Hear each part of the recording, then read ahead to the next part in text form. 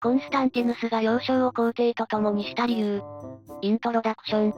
ローマ帝国の歴史において、将来の皇帝の教育は極めて重要でした。今回は、コンスタンティヌスが幼少期を皇帝と共に過ごした理由について、ずんだもんと四国メタンが対話形式で解説していきます。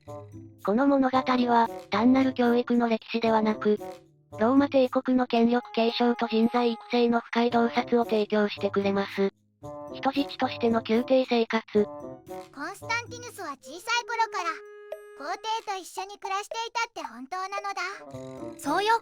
コンスタンティヌスは皇帝ディオクレティアヌスの宮廷で人質として過ごしていたの。彼が宮廷に入ったのは若くしておそらく10代前半だったわ。人質っていうのは怖いことなのだ。どうしてそうなったのだ。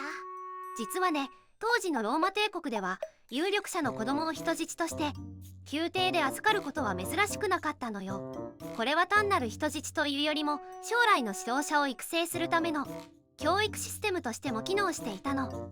特にコンスタンティヌスの父コンスタンティウス・クロルスが重要な地位にいたこともこの決定に影響していたわ。お父さんの地位が関係していたのだな。具体的にはどんな立場だったのだ。コンスタンティウス・クロルスは四帝体制の一員としてガリア地方を統治していたの。そのため息子のコンスタンティヌスを宮廷に送ることは政治的な同盟関係を強化する重要な手段だったのよ。教育の内容と目的。じゃあどんなことを学んでいたのだ。主に軍事と政治の教育を受けていたわ。具体的には戦術や戦略の理論、軍隊の指揮方法、外交術、法律、そして行政運営などを学んでいたの。またギリシャ語やラテン語の教育も受けていたわ。でもどうして皇帝は他の人の子供を育てようと思ったのだ。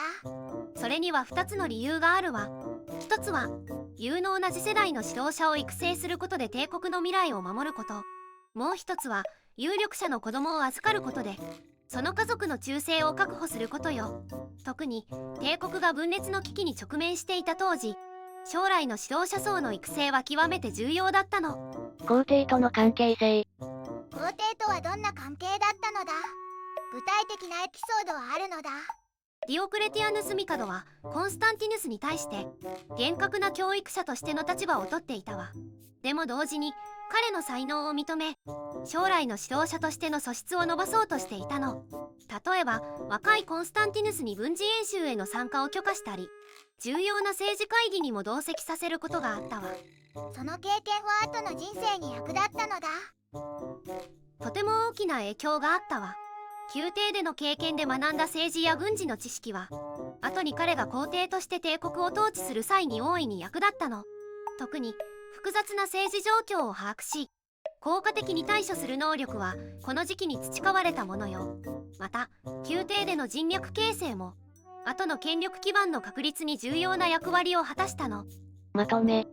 コンスタンティヌスが幼少期を皇帝と共に過ごしたことは、単なる政治的な人質としての立場を超えて、彼の人生を大きく形作る重要な教育機会となりました。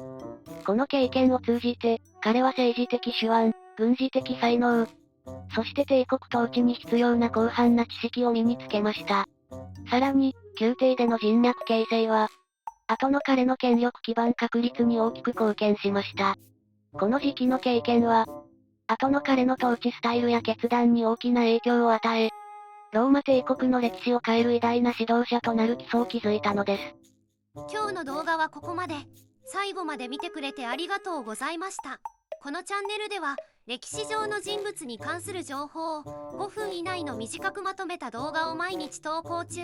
歴史人物に興味があるならチャンネル登録や他の動画も見てみてね。